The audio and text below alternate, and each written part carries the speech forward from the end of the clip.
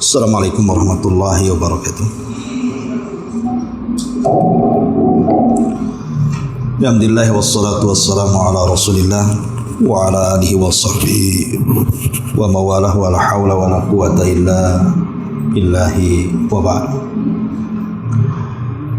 Alhamdulillah, segala puja dan puji hanya milik Allah subhanahu wa ta'ala. Salawat dan juga salam kita hadiahkan kepada Rasul kita Nabi besar Muhammad sallallahu alaihi wa ala alihi wasallam. Kita lanjutkan kembali kajian kita, masih membahas Siratul Mustafa alaihi salatu wassalam. Dan kemarin kita sudah membahas tentang kesedihan yang datang silih berganti yang dialami Nabi SAW dengan kematian dua manusia mulia. Bagi Nabi SAW pertama Abu Talib, walaupun memang Allah takdirkan dia tidak masuk Islam, tetapi perjuangan dia dalam membela dakwah Rasul tidak diragukan lagi dan dicatat dalam sejarah. Kemudian kematian Khadijah yang itu sangat membekas bagi Nabi SAW, sehingga Rasul sangat sedih dengan kesedihan yang mendalam dan tidak bisa dilupakan. Wajar, karena memang Khadijah adalah wanita yang pertama kali beriman di saat manusia kufur, wanita yang pertama kali membenarkan di saat manusia mendustakan, wanita yang pertama kali menginfakkan hartanya di saat manusia bakhil, dan dari rahimnya lah turunan Nabi SAW dilahirkan. Termasuk pada menikah dengan Saudah. Ma'asyiral muslimat yang dimuliakan Allah Subhanahu wa taala, kita akan mengenal sedikit tentang siapa Saudah bintu Jam'ah ini. Jadi Saudah, dia adalah Saudah bintu Jam'ah ibn Qais al-Amiriyah al-Qurashiyah, dan dia adalah istri kedua dari Nabi SAW setelah Khadijah, dan termasuk dari ummahatul mukminin, ibu-ibunya kaum mukminin, termasuk ibu kita semua. Ia adalah seorang wanita yang masuk dalam kategori as-sabiqun al-awwalun, orang-orang yang awal-awal mendapatkan hidayah Islam. Dia dilahirkan di Mekah di keluarga Quraisy, dan dia memiliki suami namanya Sakran ibn Amr. Dan Sakran ibn Amr sudah masuk Islam. Kemudian dia memiliki 5 anak. Salah satunya adalah Abdullah. Dan dia termasuk wanita yang hijrah 2 kali ke Habasyah bersama saudaranya namanya Malik ibn Zam'ah. Beliau juga hijrah ke Habasyah 2 kali. Tetapi Allah Subhanahu wa taala takdirkan ketika hijrah kedua kalinya, kemudian suaminya pulang, maka Allah Subhanahu wa taala takdirkan dia meninggal sebelum hijrah ke Madinah. Jadi suaminya Sakran ibn Amr meninggal sebelum ada perintah hijrah yang terakhir ke kota Madinah. Ma'asyiral muslimat yang dimuliakan Allah Azza wa Jalla, adapun Saudah sendiri dikenal di dalam sejarah memang wanita yang sangat taat dengan Allah dan keluarganya. Jadi sangat memperhatikan suaminya, kemudian juga anak-anaknya, dan dikenal wanita periang, suka bercanda, itu bahasanya. Ini juga menunjukkan bahwa istri juga harus pandai bercanda dalam keluarga. ketika suaminya masih hidup, Saudah ini pernah bermimpi. Kemudian setelah dia bermimpi, dia meminta takwil kepada suaminya sebelum wafatnya suami itu. Tiba-tiba kemudian suaminya mentakwilkan aneh, bahwa dirinya akan mati dan Rasul akan menikahimu, katanya. Justru suaminya ngomong begitu, bahwa saya sebentar lagi akan mati, nanti Nabi akan menikahi kamu. Subhanallah, selang beberapa waktu setelah mimpi Saudah kemudian ditakwilkan oleh suaminya, memang akhirnya suaminya meninggal. Tetapi kemudian dia nggak kepikiran apakah memang betul Nabi akan menikahi dia atau tidak. Kan ini kan hanya takwil mimpi, bisa iya bisa tidak. Tetapi memang kebetulan ketika suaminya meninggal itu baru saja Nabi pun ditinggal mati oleh istrinya Khadijah bintu Khuwailid, dan itu sangat membekas sangat dalam bagi Rasul. Sehingga ada seorang wanita namanya Haulah bintu Hakim. Haulah bintu Hakim itu wanita yang berakal.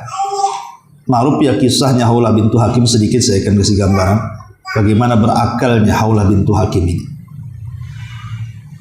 Sampai-sampai kemudian Allah Subhanahu wa taala turunkan satu surat untuk Haulah ini, namanya surah Mujadilah, tentang hukum dihar. Jadi satu hari Haulah ini bertengkar dengan suaminya. Lah suaminya ini memang sedikit tidak berakal, jadi ada rada-radanya lah bahasa kitanya. Kemudian juga orangnya pemarah. Entah kenapa tiba-tiba suaminya mengatakan anti ka dhahri ummi, bahwa engkau itu seperti punggung ibuku, dan bahasa ini bahasa cerai dalam istilah jahiliyah. Jadi kalau seorang suami sudah tidak suka dan hendak menceraikan istrinya, maka orang jahiliyah akan mengatakan pundakmu itu seperti pundak ibuku. Sebagaimana kita tidak seseorang tidak punya hasrat sama ibunya karena itu ibunya, maka begitu juga ketika dia mengatakan kepada istrinya seperti itu, ya seolah-olah udah nggak mau lagi. Ya, makanya istilah itu istilah talak. Akhirnya Haulah bintu Hakim ini datang kepada Rasul meminta supaya jangan bercerai. Tapi Rasul mengatakan karena itu kan masih belum ada wahyu tentang masalah hukum dihar. Jadi Rasul masih memakai adat istiadat tempatan bahwa kalimat itu kalimat talak. Tapi Haulah tak mau talak. Akhirnya bolak-balik kepada Nabi minta supaya Nabi SAW tidak menceraikan dirinya karena melihat anak-anaknya. Jadi alasan Haulah tidak mau cerai dengan suami itu karena faktor melihat anak-anaknya yang banyak. Yang kedua, kalaupun dia seandainya cerai menikah lagi, belum tentu nanti suaminya sayang dengan anak-anaknya. Karena bagaimanapun tingkat emosional ayah kandung dengan ayah angkat kan beda. Itu yang nggak mau dia. Padahal sebenarnya kalau seandainya kita hitung-hitungan, ya mending cerai saja karena memang suaminya juga agak sedikit gila kan gitu. Yang kedua pemarah, kasar dan begitu seterusnya. Itu yang kemudian suaminya pun sampai melontarkan kalimat cerai. Tapi wanita yang berakal ini luar biasa Haulah. Dia tetap tak mau. Dia tetap memperjuangkan anak-anaknya. Dia tidak mau bercerai. Tetapi tidak sia-sia kegigihan Haulah bintu Hakim yang terus setiap hari mengadu kepada Nabi SAW sampai akhirnya satu hari dalam rumah itu ada Aisyah, ada Rasul, ada Haulah.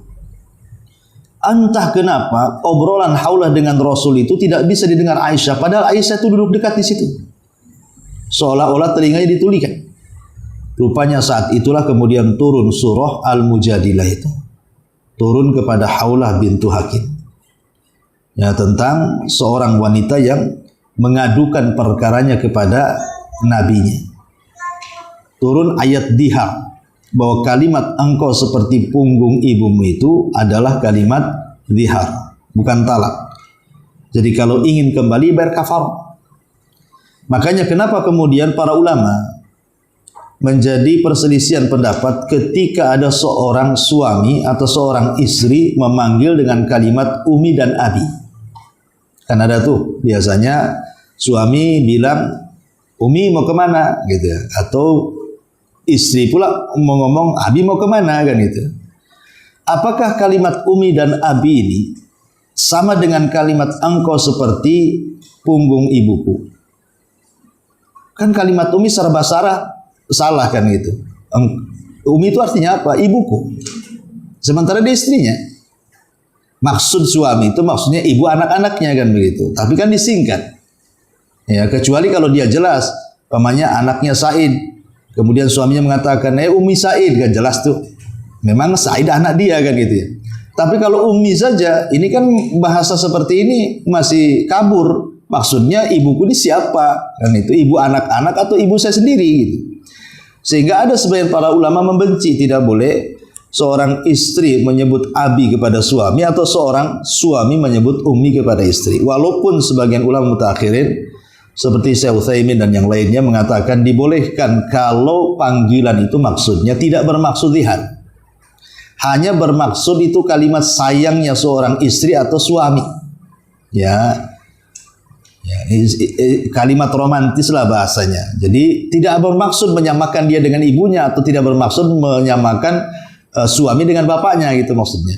Ya ini hanya kalimat-kalimat romantis dalam rumah saja. Nah, itu dibolehkan.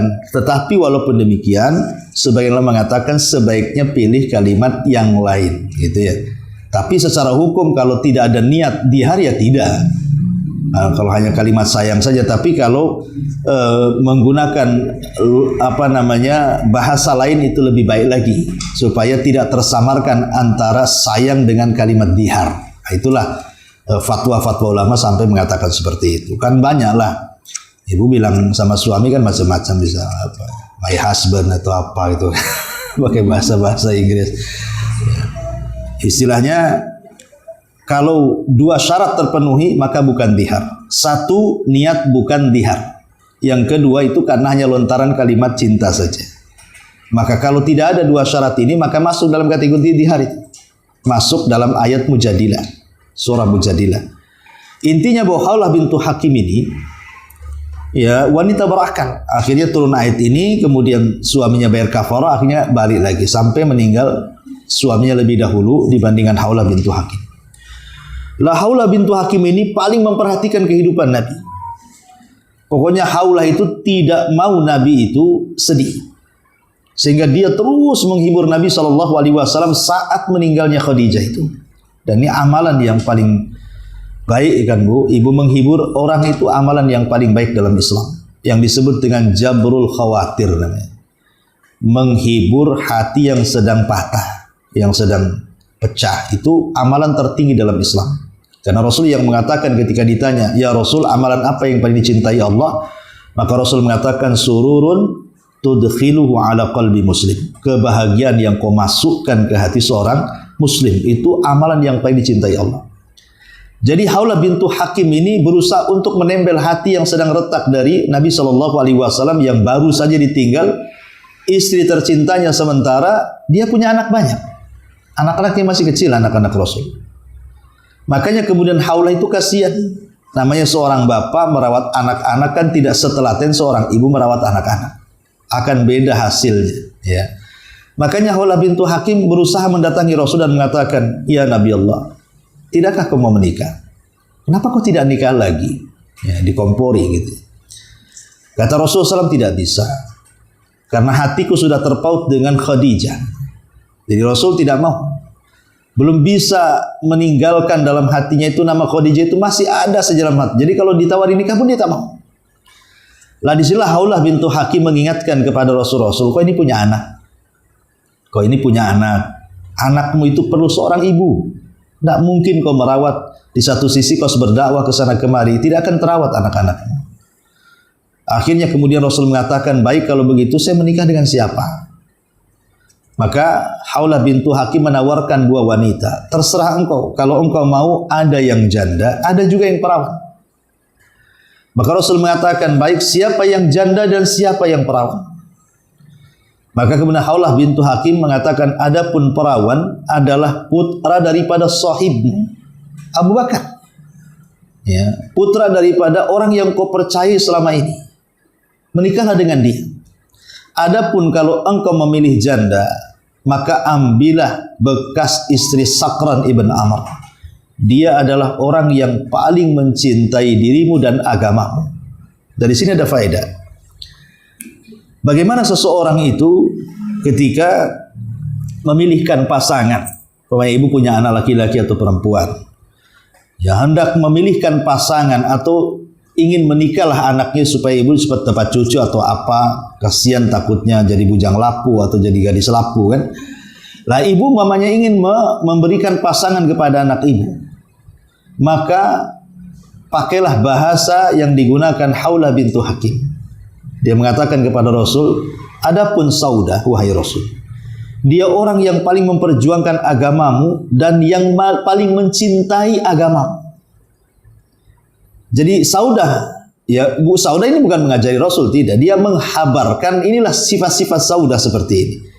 Dia suka memperjuangkan agama dan terbukti hijrah. Hijrah itu kan bukan perkara mudah kan itu. 2 kali lagi ke Habasyah. Dan dia cinta dengan agama. Jadi pilihlah pasangan itu yang cinta dengan agama, itu maksudnya. Dan itu sebagaimana sabda Nabi SAW, fadfar biddati din taribat yadak. Ambil yang paling baik agamanya, selamatlah hidupnya. Kata Nabi SAW, idza ja'akum man tardawna dinahu wa khuluquhu fazawijuhu. Kalau datang yang melamar putrimu itu dari segi akhlak dia mantap, dari segi agama dia bagus, nikahkan segera. Kalau tidak akan terjadi fitnah kepada anak-anakmu. Lah dari sini bagaimana Nabi SAW pun akhirnya menimbang-nimbang soal 2 wanita ini. Apakah Aisyah atau Saudah?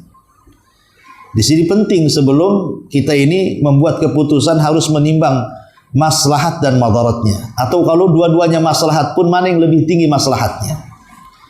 Ya tentu dibandingkan Aisyah dengan Saudah, ya kalau hari itu yang memang dicari Rasul memang Saudah. Ya walaupun usianya kan sudah tua Saudah itu, jauh di atas Nabi. Ya Saudah itu jauh sekali di atas Nabi usianya. Sementara Aisyah itu jauh juga di bawah Nabi, terlampau jomplang. Ya Aisyah usia 6 tahun. Sementara Saudah itu usianya sudah 50 tahun ke atas. Sudah tua ya, ya bahasa kita sudah sepuh. Tetapi kalau kita lihat manfaatnya yang dibutuhkan Rasul itu kan mencari ibu untuk anak-anaknya. Ya kan? Kalau seandainya anak-anaknya, makanya lihat Fatimah itu lebih tua dibandingkan Aisyah. Kalau seandainya Rasul kemudian langsung memilih Aisyah, lemak dengan anaknya lebih tua anaknya 2 tahun. Fatimah kan lebih tua 2 tahun dibandingkan Aisyah kan gitu. Nah, otomatis kan yang pengalaman, apalagi Saudah sendiri sudah punya anak 5 dan biasa mengurus anak. Makanya dengan pertimbangan-pertimbangan ini Nabi SAW akhirnya memilih Saudah. Tetapi kan lihat Rasul itu cerdas dalam menentukan sebuah permasalahan yang harus diselesaikan. Akhirnya dia pun mengatakan kepada Haulah, kalau begitu engkau saja menghubungkan Saudah denganku. Akhirnya kemudian Haulah bintu Hakim datang kepada Saudah. Kemudian mengatakan, wahai Saudah, suamimu kan sudah meninggal. Kau sudah habis masa idah. Gak mungkin kau hidup sendirian. Lihat anak-anakmu. Anak-anakmu banyak. Ya. Tidakkah kau menikah? Katanya Haulah bintu Hakim. Kata Saudah, saya menikah dengan siapa? Wanita tua seperti saya harus menikah dengan siapa? Tiba-tiba dikejutkan dengan nama Nabi SAW. Kata Haulah, menikahlah dengan Nabi. Menikahlah dengan Nabi SAW. Tentu kaget dia. Apa mau Nabi dengan saya? Katanya. Ya dia merasa tahu diri kan itu ya. Apa mau Nabi? Aku banyak. Kalau seandainya saya menikah dengan Nabi, apa enggak kasihan Nabi akhirnya direcokin dengan anak-anak saya?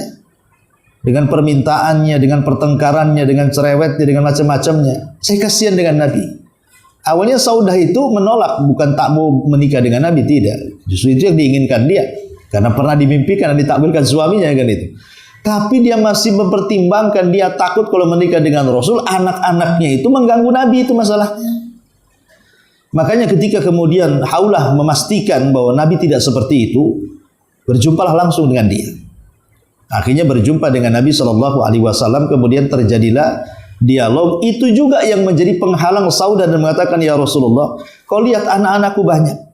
Aku takut anak-anakku mengganggu dirimu. Kata Rasul, hanya itu alasanmu? Ya, kata Saudah, ya, hanya itu alasanku. Maka Rasul mengatakan anak-anakmu adalah anak-anak. Selesai. Ya. Bagaimana Nabi SAW kemudian memberikan keyakinan kepada Saudah bintu Jam'ah bahwa Nabi bukan hanya sekedar menikahi Saudah, tetapi juga ingin merawat anak-anak yatim yang ada di pangkuannya. Jadi luar biasa, ini akhlak. Ya. Yang kedua, Nabi SAW juga ingin membahagiakan Saudah, karena bagaimanapun dia umatnya, dia pengikutnya. Dan Saudah baru saja ditinggal mati suaminya, dia pun lagi sedih. Kemudian dalam kondisi dia miskin, dia mikirkan bagaimana pendidikan dan juga anak-anaknya makan dan begitu seterusnya. Tentu seorang wanita yang memiliki anak banyak, sementara kondisi miskin kan akan sulit mempertahankan agama. Dikhawatirkan nanti dia dapat pekerjaan bersama orang musyrik, kan bisa saja ketarik lagi akhirnya. Jadi Nabi SAW ingin menyelamatkan agama Saudah, sekaligus juga ingin jabrul khawatir tadi. Sebagaimana kemudian Haulah bintu Hakim ingin membahagiakan Rasul, sekarang Rasul ingin membahagiakan umatnya, ingin membahagiakan Saudah. Karena kalau seandainya tidak dinikahi, terancam agamanya masalahnya. Maka Nabi SAW akhirnya menetapkan sikap untuk menikahi Saudah karena ingin membahagiakan satu sisi karena baru meninggal suaminya, yang kedua juga ingin menyelamatkan agamanya. Dan ini lihat bagaimana Barat harus tahu bahwa Nabi SAW ketika berpoligami dengan banyak wanita itu bukan karena hasrat sebuah syahwat, tidak. Karena kebanyakan istri-istri Rasul itu rata-rata usianya sudah tua. Yang gadis sama Aisyah saja kan gitu. Semuanya janda dan sudah tua. Karena Rasul ketika menikah itu macam-macam tujuannya, ada untuk supaya mengislah banyak kabilah dengan sebab menikahi salah satu anak kabilah, akhirnya satu kabilah masuk Islam. Jadi ada unsur politik juga, siasah Islamiyah. Ya, gara-gara menikahi seorang wanita, akhirnya satu kabilah masuk Islam. Karena kan memang di zaman itu kan fanatik kabilah luar biasa. Tapi bagaimana di sini Nabi SAW walaupun dia masih belum Khadijah, dan ini bentuk bagaimana sayangnya cintanya Rasul kepada Khadijah yang harus dipahami oleh ibu-ibu yang suka nonton drakor. Nonton drakor di YouTube itu. Kadang-kadang ada orang yang kemudian dipertontonkan dengan sinetron-sinetron Korea atau sinetron yang lainnya yang kadang-kadang bersambung dari satu sinetron ke sinetron yang lainnya. Terkadang satu hari dia bisa menangis, bisa tertawa, bisa sedih karena nonton itu. Ya. Iya, memang dipertontonkan bagaimana percintaan suami istri dalam sinetron itu yang luar biasa. Itu kan dusta saja. Ya namanya sinetron itu kan hanya disetting oleh sutradara, tidak beneran sebenarnya. Kenapa itu pula yang jadi rujukan? Akhirnya banyak kemudian yang terpengaruh gara-gara nengok sinetron. Nengok sinetron drakor gara-gara ini aja terpengaruh semua orang.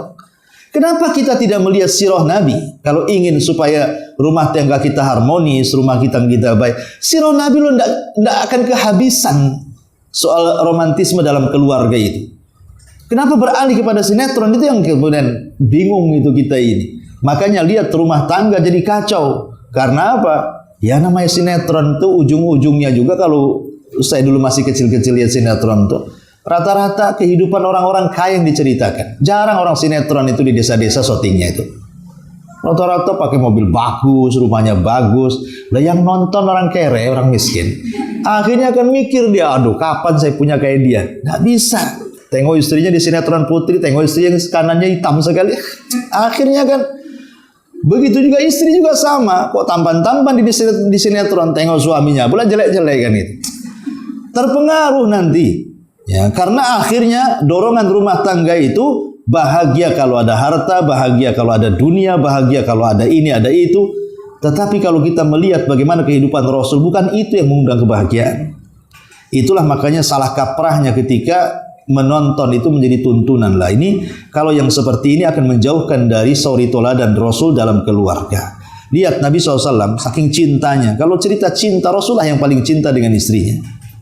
Ya, itulah gambaran romantisme dalam keluarga yang Nabi dengan Khadijah itu. Kalau ingin dicontoh.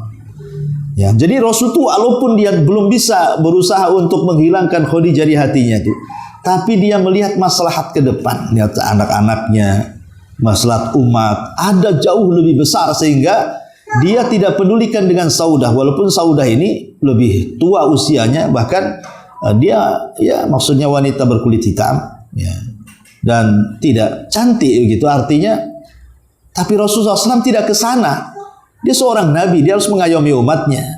Dan ini juga bantahan kepada orang barat yang saya katakan tadi bahwa Rasul menikah banyak itu karena faktor syahwat. Kata siapa? Kalau Rasul mau ngapain dengan Saudah? Kenapa nggak dengan Aisyah saja? Masyarul muslimat yang dimuliakan Allah Subhanahu wa taala. Nah, ketika kemudian Saudah sudah mau ya, karena Rasul sudah mengatakan seperti itu, maka kemudian beda dengan gadis. Kalau gadis, tanda izinnya dengan diamnya. Berarti kalau diam suka, kalau tidak suka gadis pasti ngomong. Kalau janda itu jangan cerita, dia ngomong sendiri dia. Nggak dibilangi aja udah ngomong kalau janda itu. Maka janda itu dia kembali kepada dirinya, menolak dan tidaknya kembali kepada dirinya. Karena dia punya pengalaman sehingga dia tidak perlu lagi harus izin dari orang tuanya. Cukup dia memberitahu orang tuanya bahwa saya mau menikah dengan si An. Tapi kalau gadis tidak, kata orang tuanya jangan. Ya, karena kalau sudah janda ini maslahat bagi diri dan anak-anaknya lebih tahu dibandingkan gadis kepada dirinya. Seorang janda ketika memilih suami kan dia lebih paham untuk dirinya, bukan orang tuanya lagi. Macam mana untuk anak-anaknya, untuk ekonominya dia udah paham kan itu. Tapi kalau gadis kan nggak paham, punya pengalaman, makanya izinnya sama orang tuanya. Kalau janda dikembalikan kepada dirinya. Makanya akhirnya kemudian dia minta kepada ayahnya. Subhanallah, kata ayahnya, kuf'un karim gitu. Kau akan menikah dengan Muhammad, kuf'un karim. Itu sesuatu yang imbang. Ya, dari sini Syekh bin Baz rahimahullah taala mengatakan bahwa carilah pasangan itu yang sekufu. Sekufu itu maksudnya seimbang, sebanding, baik hartanya, baik sukunya, baik pendidikannya. Jangan kalau bisa itu jangan yang jomplang terlalu jauh gitu. Umpamanya ibu sekolah S3, suami pula lulusan SD sama S-nya gitu. Yang satunya SD, yang satunya S3. Nanti suaminya dikibuli sama istrinya. Atau sebaliknya. Ya, jadi sekufu itu memang bukan syarat harus sekufu. Tetapi kemaslahatan itu ada di sekufu. Sekufu itu sebanding, seimbang. Ya, kalau sama-sama SMA, lulusan SMA, sama-sama SMP, sama-sama SD, kekayaannya kurang lebih saja, ya, pekerjaannya kurang lebih saja, kecantikannya kurang lebih saja, sama ketampannya. Jadi cari yang sekufu. Itu maksudnya. Makanya kemudian ayahnya Saudah bintu Jam mengatakan kuf'un karim. Engkau dari keluarga terhormat, dia juga dari keluarga terhormat. Menikah dengan dia. Jadi izin, tapi masalahnya abangnya Saudah ini masih kafir. Tapi setelah dia masuk Islam dia menyesal. Ketika dia mengatakan awal Saudah tahu menikah dengan Rasul, dia mengatakan kalau setelah masuk Islam dia mengatakan kalau aku tahu katanya tentang siapa Nabi SAW yang menikah dengan adikku, tentu aku akan melempar pasir di atas kepalaku, saking menyesalnya. Ya, setelah masuk Islam baru menyesal. Ketika kafir kan dia menghalang-halangi. Tapi yang jelas bahwa akhirnya Saudah pun menikah dengan Nabi SAW. Kemudian selang beberapa waktu, akhirnya setelah menikah dengan Saudah, maka Rasul SAW kemudian menikah dengan Aisyah. Disinilah tampak bagaimana Saudah wanita yang sangat berakal, wanita yang tahu memposisikan diri dalam keluarga. Karena ketika itu Saudah sudah terpikir nih, ya Rasul sudah punya Aisyah, ya, sementara dia wanita yang sudah tua, sudah menopause, sudah tidak bergairah lagi, sudah tenaga pun sudah tidak kuat lagi untuk membantu kehidupan Rasul. Akhirnya Saudah karena takut diceraikan, ya, takut diceraikan, dia datang kepada Rasul, kepada suaminya dan mengatakan, ya Rasulullah, jangan, sudah tua seperti ini, aku ingin tetap menjadi istrimu di dunia dan di akhirat. Jadikan aku sebagai imbalanku, hai Rasul, maka aku serahkan malam giliranku untuk Aisyah. Jadi Saudah justru mengalah, menyerahkan malam gilirannya untuk Aisyah radhiyallahu anha karena sudah merasa tidak bisa melayani Nabi. Ya. Dari sini ada faedah kata para ulama tentang bolehnya as-sulhu, perdamaian. Jadi boleh seorang istri dan suami kalau sedang bertengkar melakukan perdamaian kemudian dengan menggugurkan hak itu boleh. Umpamanya suami mau menceraikan istrinya, istrinya masih cinta dengan suaminya.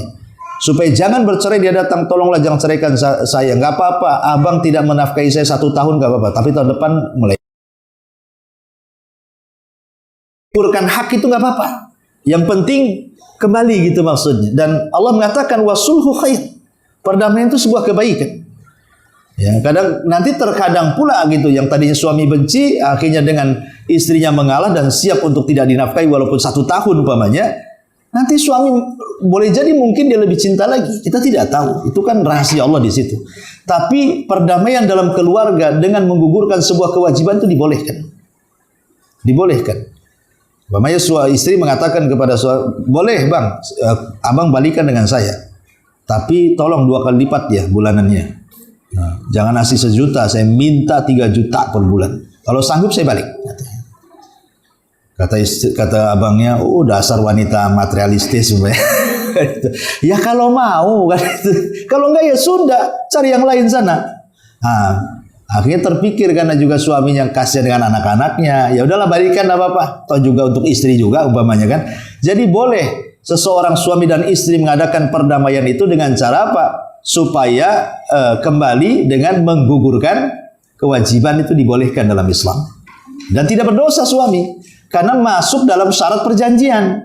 Kan istri yang ngomong, udah setahun ini abang nggak usah kasih saya jatah atau nggak usah kasih saya nafkah. Ya selama setahun kalau memang suami nggak ngasih nggak berdosa karena masuk dalam perjanjian. Karena intinya bukan masalah ngasihnya, tapi intinya kembalinya hubungan suami istri itu sebenarnya. Itu disebut wasulhu khairun dalam Quran. Lah itu yang dilakukan Saudah kepada Nabi SAW. Dia minta jangan diceraikan dengan imbalan bahwa giliran malam dia diberikan kepada Aisyah. Padahal sebenarnya giliran malam itu kan itu sebuah kewajiban bagi seorang suami.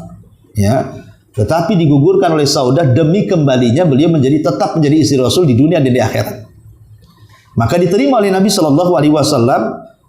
Dan walaupun demikian Saudah ini luar biasa, sangat merawat anak-anak Rasul, selain anak-anak dia juga kan itu. Dan wanita berakal, dia suka membuat tertawa Rasul Shallallahu Alaihi Wasallam di dalam rumah. Ya tahulah suaminya sedih ketika Khadijah, tapi dihibur. Yang suka menghibur Rasul itu adalah Saudah. Memang suka guyonan bahasa kitanya ya. Jadi ini juga pelajaran bagi istri, ya harus pandailah menghibur suaminya. Kadang suami penat dari pagi kerja gitu kan, pulang ke rumah itu punya hiburan ya. Kalau punya anak kecil biasanya enak, punya anak masih bayi masih 2-3 tahun biasanya kalau suami tengok anak penatnya hilang ya, penatnya Bali kalau melihat ibu tuh biasanya. Payah ini setoran gitu. Intinya bahwa Saudah adalah wanita yang cerdas, cerdik, pandai menghibur Rasul dan sangat memperjuangkan agama Nabi Shallallahu Alaihi Wasallam sampai akhirnya kemudian beliau pun ada yang mengatakan Saudah ini meninggal di Madinah Al-Munawwarah di bulan Syawal ketika kekhilafahan rahimahullahu taala radhiyallahu anhu.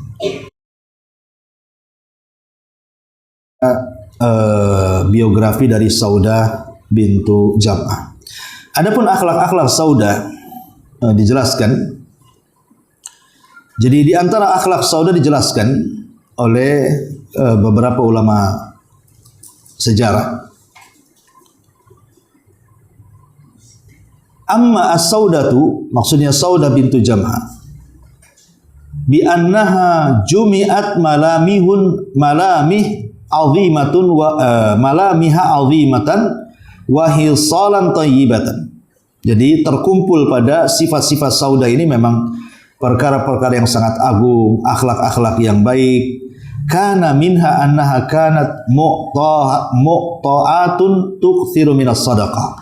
Jadi Saudah itu wanita yang suka bersedekah. Jadi terkenal wanita yang suka bersedekah, dan itu terbukti saat kekhilafan Umar bin Khattab radhiyallahu anhu.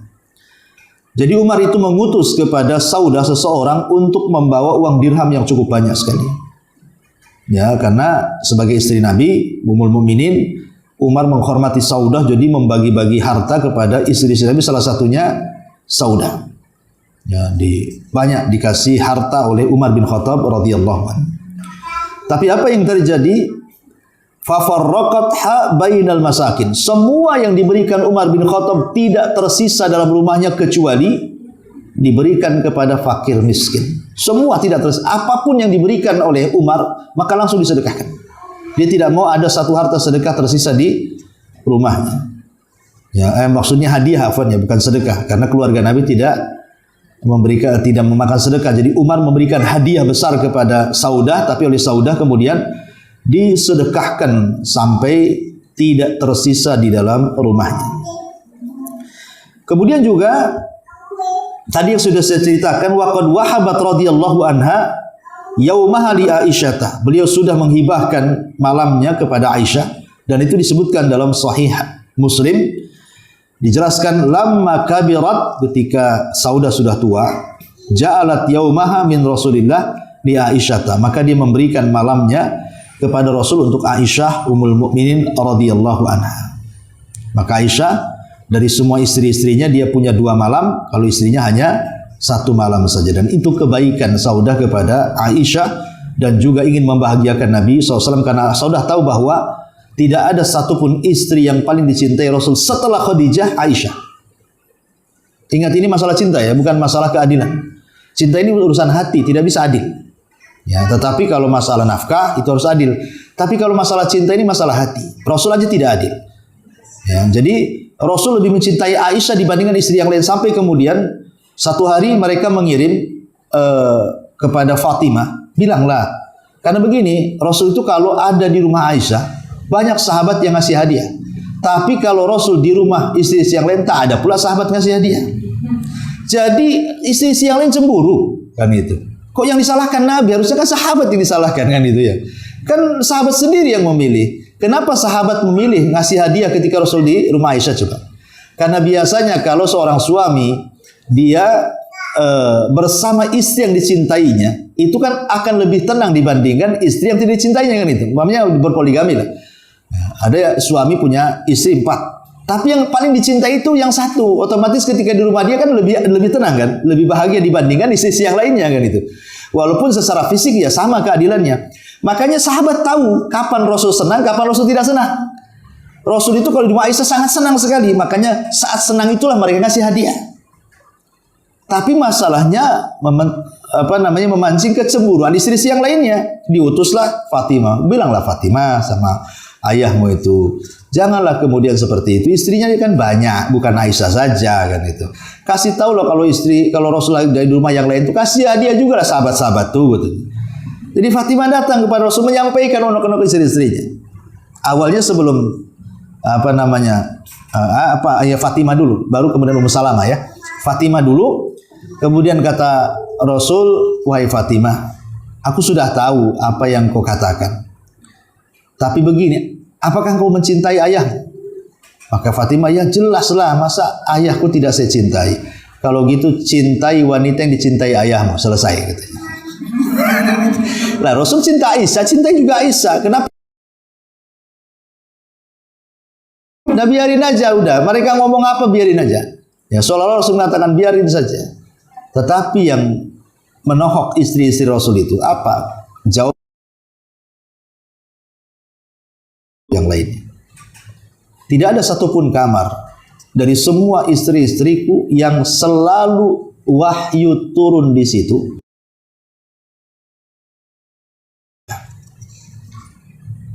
Mau dia apa lagi? Ya. Itu masalahnya Rasul suka di kamar Aisyah. Karena di situ suka dapat wahyu. Jibril turun di situ. Nah, di kamar-kamar lain yang lain tak ada, kan gitu. Ya wajar, akhirnya Rasul lebih suka di rumah Aisyah karena memang selalu turun wahyu di situ. Itu tidak terbantahkan itu. Walaupun kemudian mereka minta Ummu Salamah pun tetap saja. Ya, artinya bahwa dari segi kecintaan tidak bisa lah. Tapi Rasul kalau dari segi keadilan nafkah yang lainnya, Rasul orang manusia paling adil. Tapi khusus kecintaan tidak bisa. Ya.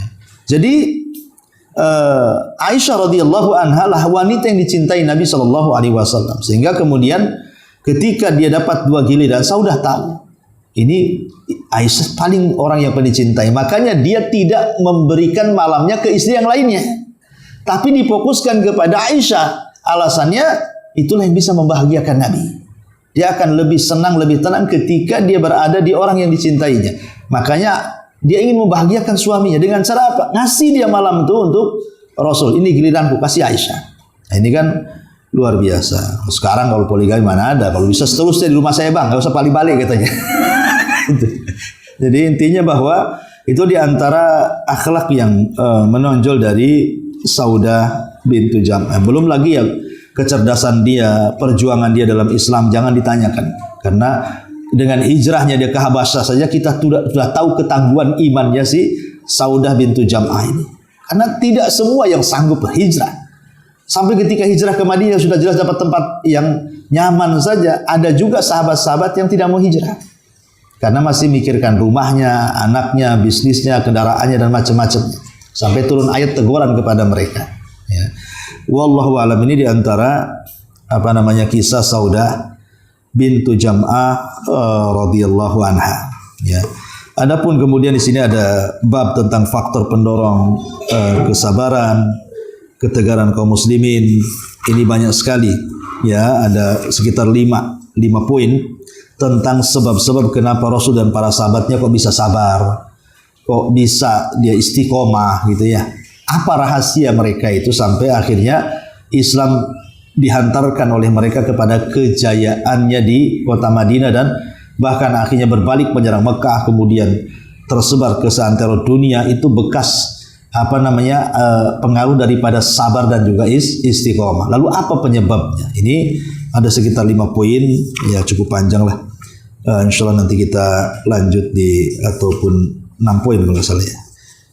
Ya nanti kita akan baca minggu depan.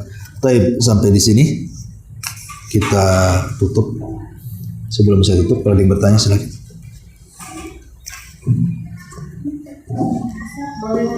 Iya. Kalau kita punya laki-laki itu apa dia sampai bisa mencari nafkahnya sendiri, boleh dinikahkan atau Iya, mau anak laki-laki, mau anak perempuan, memberikan nafkah kepada mereka itu sampai mereka menikah, sampai bisa mencari uang sendiri. Ya, tapi kadang juga ada di zaman sekarang sih nggak kayak dulu ya. Kalau zaman dulu kan anak-anak seusia-usia belasan tahun udah mandiri, udah bekerja. Tapi zaman sekarang ini banyak juga yang sudah kuliah, sudah nikah pun masih nggak mandiri, masih meminta sama orang tua. Kewajiban lagi kalau sudah menikah, tapi menjadi sunnah, ya menjadi ya kebaikan kita aja nolong anak-anak kita. Tapi kalau anak itu belum menikah dan mereka juga mampu mencari pekerjaan, maka itu masih kewajiban orang tua. Orang tua masih wajib menafkahi mereka. Tapi kalau sudah menikah berarti kan dia perlu bertanggung jawab. Bertanggung jawab dengan istrinya, dia harus cari kerja. Jadi kalau orang tua membantu hanya sekedar membantu, nggak bisa maksa. Ya.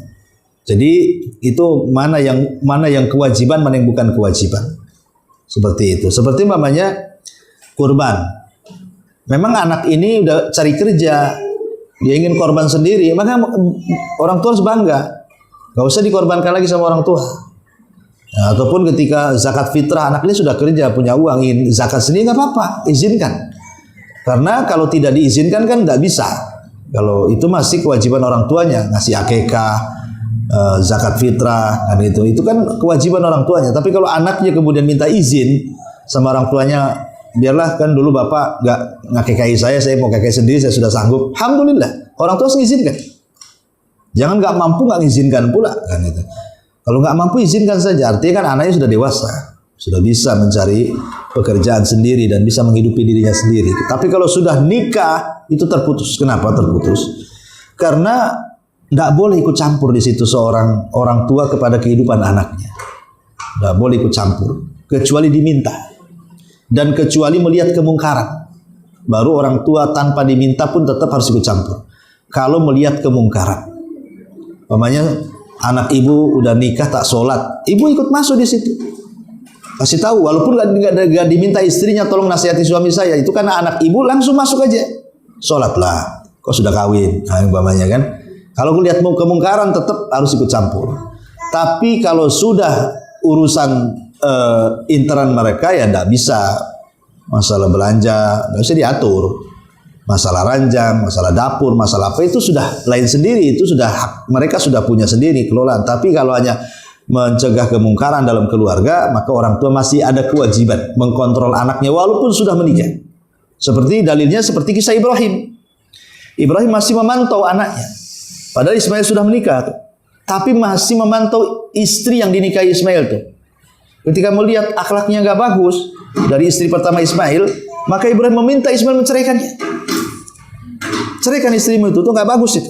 Akhirnya diceraikan sama Ismail. Baru menikah dengan yang kedua. Itulah dapat wanita solehah. Turunannya sampailah kepada Nabi. Nah, jadi kalau demi kebaikan anak-anaknya, maka boleh orang tua intervensi kepada anak itu. Kalau itu tujuannya kebaikan. Tetapi kadang yang dianggap baik orang tua tidak baik pula dianggap anak-anak. Makanya jangan terlalu masuk. Orang tua itu memang maunya baik, tapi pandangan anak berbeda lagi. Akhirnya jadi musuhan. Nah, ini nggak boleh. Kalau udah sampai begitu. Dan itu yang banyak di masyarakat. Terutama orang-orang yang baru menikah biasanya. Ya, kalau sudah lama nikah kayak ibu-ibu ini udah lama. Ya, biasanya udah tahu lah. Tapi kalau baru-baru sebulan 2 bulan tuh masih banyak konflik itu. Kadang-kadang nggak tahu hak dan kewajiban. Kadang-kadang kabur pula dia pulang. Iya kalau masih baru kan gitu kejadiannya. Tengah-tengah sedikit pulang dia. Tas suaminya pulang ke rumahnya, istrinya pulang ke rumahnya kan itu. Karena pacaran jadinya. Jadi disinilah kadang-kadang peran orang tua ketika yang baru-baru nikah ini penting peran orang tua itu. Kalau sudah lama, sudah jadul ya udahlah. Sama-sama dah tua kan. Tidak perlu diarahkan lagi kan itu. Iya. Wallahu a'lam. Gimana? Kalau anak laki-laki juga seperti itu, orang tua harus berperan masalah ketika dia sudah berkata masih berkewajiban untuk mengingatkan. Harus, kalau mengingatkan sampai tua pun diingatkan. Kalau masalah agama lah ya. Masalah agama bukan masalah urusan rumah tangga. Kalau urusan rumah tangga jangan masuk kita di situ. Kalau masalah agama, masalah kemungkaran yang di depan kita, anak kita kok dia kasar dengan istrinya. Jangan-jangan salah didik saya pula sama anak saya kan itu. Nah, itu wajib mengingkari kemungkaran. Mengingkari kemungkaran kan apabila kita melihat.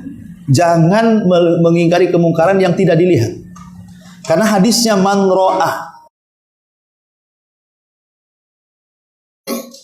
Mendengar bisa fitnah masalahnya. Anak begini. Langsung ibu action. Tidak bisa. Karena baru mendengar kan.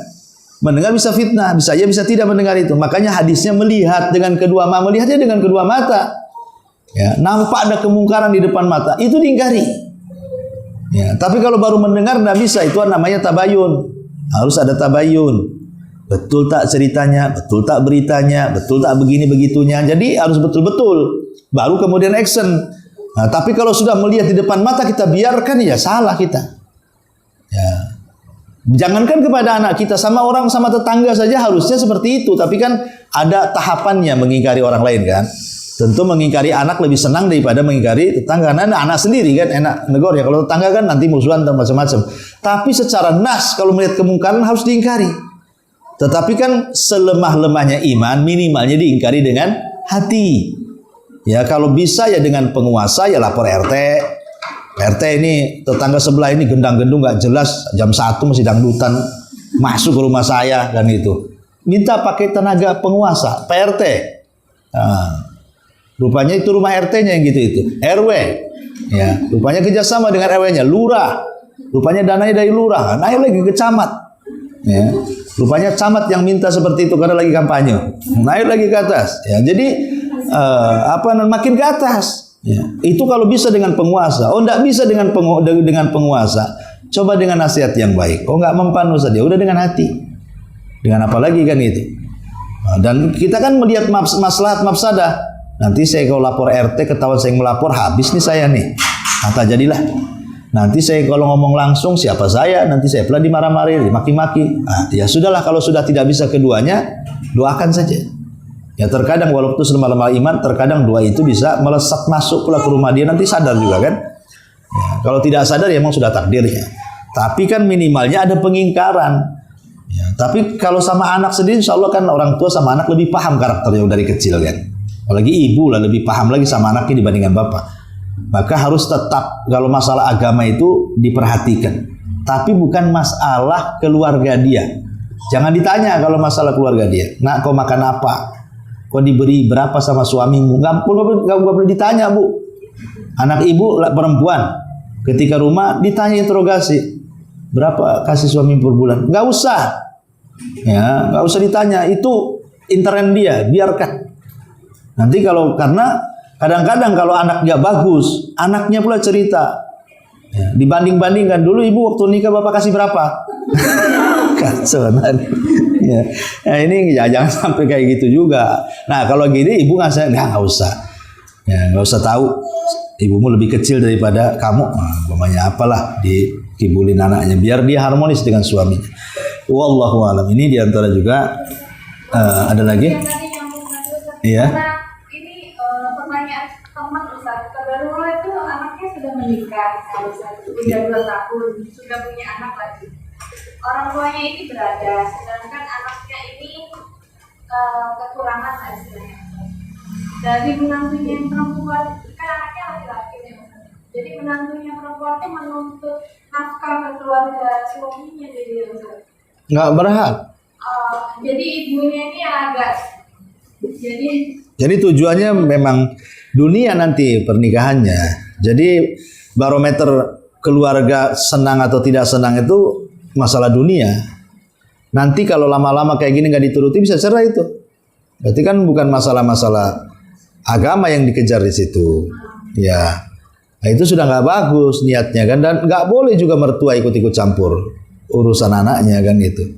Tapi ya kalau orang tuanya berada, dia menolong itu bukan karena orang tua mertua besannya gitu yang menuntut, bukan itu. Tapi memang saya ingin menolong anak saya, nggak apa-apa gitu. Bukan karena tuntutan besan. Ini anak saya, ya dari kecil saya rawat dia makan layak, tempat tinggal layak. Masa setelah nikah kayak gini, ya saya bantu. Tapi bukan karena desakan si besan, tidak. Kalau desakan di si besan, ini apa rumah tangga ini? Coba loh. Ya, jadi kalau membantu. Tapi kalau nggak membantu pun ada masalah, dia tanggung jawab sendiri kok. Kenapa? Karena Allah sudah tanggung rizkinya. Nanti dia akan cari, karena biasanya rizkinya itu ada, cuman karena dia pemalas belum diambil, tidak mencari sebab, akhirnya hanya menadahkan tangan dari orang tuanya. Jadi ada orang tua itu yang sengaja memang mendidik anaknya untuk mandiri. Dulu saya lebih susah dari kamu nak kan itu. Nah, biarkan anaknya dia mandiri. Nah, tapi ada juga orang tua yang nggak tahan, kasihanan, akhirnya ditolong juga. Ya tidak ada masalah sebenarnya, itu kan itu hak dia. Tapi kalau umpamanya tuntutan besan untuk nolong, itu bukan kewajiban kita sebagai orang tua. Karena ini mereka sudah berdua menikah, biarkanlah mereka cari kehidupannya sendiri. Tidak bisa diintervensi kayak gitu. Berarti memang tujuan dari awalnya sudah nggak bagus. Ya, nah itu nikah sama si Anu itu anak orang kaya, disangkanya jadi warisan kekayaan, ya rupanya anak angkatnya dia kan, repot juga. Ada yang seperti itu. Ya, jadi teman saya jadi sentasa mau ikutnya Ustaz. bukan kewajiban kasih tahu, bukan kewajiban dia untuk menafkahi karena tuntutan besan. Kalau membantu, bantu saja lillah, karena itu anaknya, supaya jangan sampai kemudian mengemis di tengah jalan, itu saja. Ya, kalau masih bisa bekerja dengan keringat, alhamdulillah. Kalau memang sama sekali tidak punya skill, ya mau diapakan lagi, kita takut dia jadi peminta-minta, itu saja. Nanti kan bagaimanapun dia punya anak, cucu dia juga. Masih ada turunannya ke bawahnya lagi.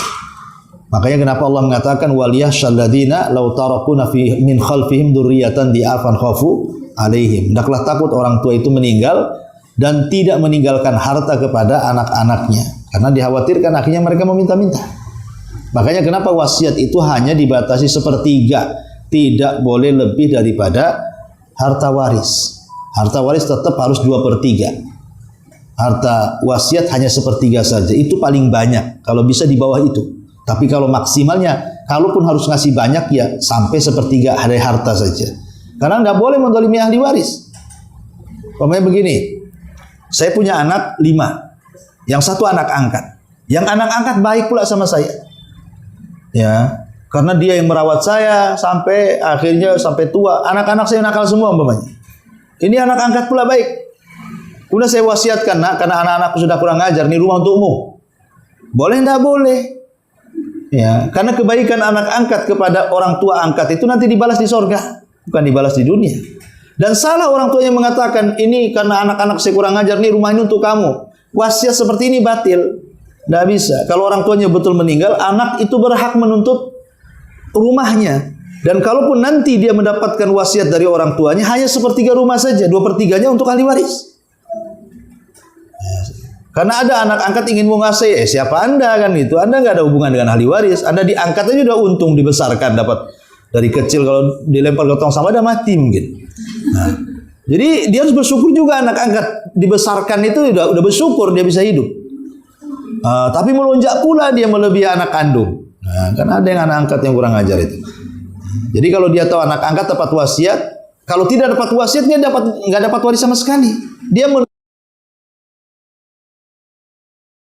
mana hak saya? Kamu anak angkat mana tahu?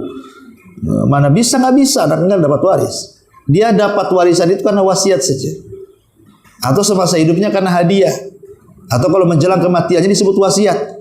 Wasiat tidak boleh daripada sepertiga. Seperti kisah Abi Sufyan. Abdurrahman ibn Auf. Abdurrahman ibn Auf ini ketika sakit parah, dia waktu itu anaknya baru 1 perempuan. Hartanya melimpah, banyak hartanya. Ya, triliunan kalau sekarang ini. Jadi dia sakit parah, disangka mau mati. Kemudian Rasul mendatangi, kata Abdurrahman, ya Rasul, kayaknya hidupku tidak lama lagi. Maka saya ingin menginfakkan semua kekayaanku untukmu. Gunakan di jalan Allah. Kata Rasul, tidak boleh. Bagaimana kalau separuh? Nggak boleh. Bagaimana kalau sepertiga? Cukup sepertiga. Sepertiga dah banyak, kata Rasul. Ya, kenapa? Walaupun istilahnya dia punya anak 1 gadis, tetapi tetap saja kalau sudah wasiat itu, kata Rasul, sepertiga udah banyak. Lebihnya kasihkan ahli warismu. Tahu-tahu sembuh lagi tak jadi mati. Abdurrahman akhirnya menikah lagi, banyak anaknya. Tapi kekayaannya pun melimpah tuh. Ketika dia meninggal semua dapat warisan banyak. Ya, istri-istrinya Abdurrahman bin Auf. Ya, wallahu a'lam. Ya. Wallahu a'lam, Bu. Saya kira ini yang bisa